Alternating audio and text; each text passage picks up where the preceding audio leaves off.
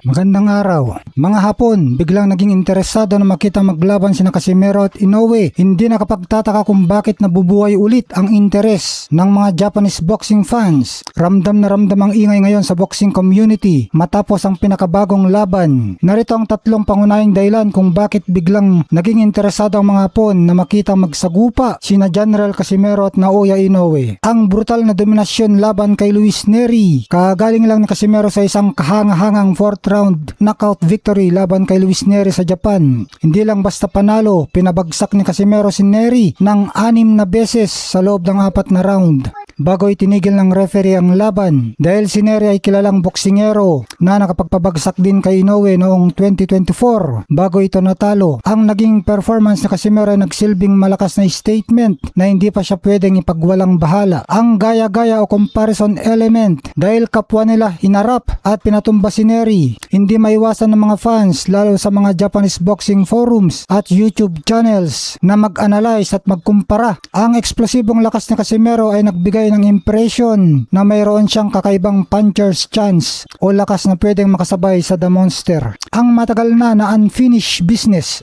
Ang planong tapatan ni Inoue at Casimero ay usap-usapan na noon pang panahon ng pandemya 2020 na naudlot. Bagamat maraming Japanese fans ang nagsasabing mas mataas ang boxing IQ ni Inoue at baka wala ng tsansa si Casimero dahil sa edad nitong 37 at sa mga nakarang issue sa timbang. Hindi pa rin may tatanggi na ang estilo na Casimero ay nagdadala ng purong entertainment at drama na gustong-gusto ng mga manonood. Para sa kanila, kahit paborito si Inoue, ang laban ng Casimero versus Inoue ay nananatiling isa sa mga pinakama-aksyon at kapanapanabik na what if na laban sa super bantamweight / featherweight division. Sino ang mas magandang naging panalo kay Nery? Kay Casimero ba o kay Inoue? Kung titignan ang kredito, aspeto ng boxing at kasaysayan, ang panalo ni Naoya The Monster Inoue ang mas itinuturing na mas maganda, mas malaki at mas makasaysayan. Gayunpaman, parehong may sariling ganda ang magkaibang panalo ni Inoue at Casimero. Depende sa kung paano mo ito titignan. Narito ang pagse-share na magkabilang panig para ikaw na ang umusga. Bakit mas matindi ang panalo ni Naoya Inoue? Nasa 100% at pinakamalakas na kondisyon si Nery ng labanan ni Nery si Inoue sa Tokyo Dome. Pumasok si Nery na disiplinado, nakuha ang tamang timbang at gutom na gutom manalo. Nakita natin kung gaano kapanganib si Nery dahil napatumba pa nga niya si Inoue sa round 1. Isang bagay na hindi pa nagagawa ng iba kay Inoue. Makasaysayang pagbangon. Ang ganda ng panalo ni Inoue ay nanggaling sa kanyang pag-adjust matapos mapadapa. Hindi siya nagpanik. Pinatunayan niya kung bakit siya undisputed champion sa pamamagitan ng pagdomina kay Nery hanggang sa manakaut niya ito sa round 6. Malinis na boxing masterclass.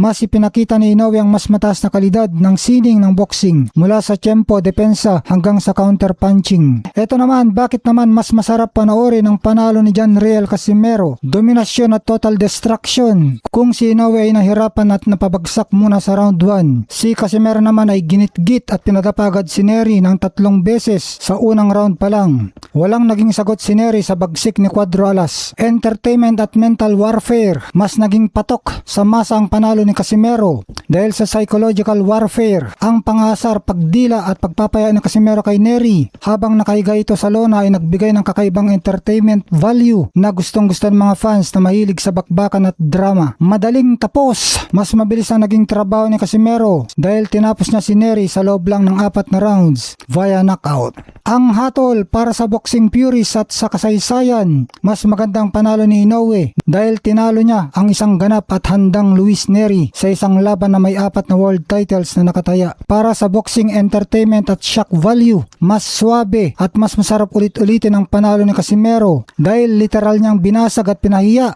ang angas ng isang Mexican boxer nang walang kahirap-hirap. Sa tingin mo, alin ang mas matimbang sayo? Ang tactical masterpiece ni Inoue matapos mapadapa o walang awang pambubugbog at panghasar ni Casimero mula round 1?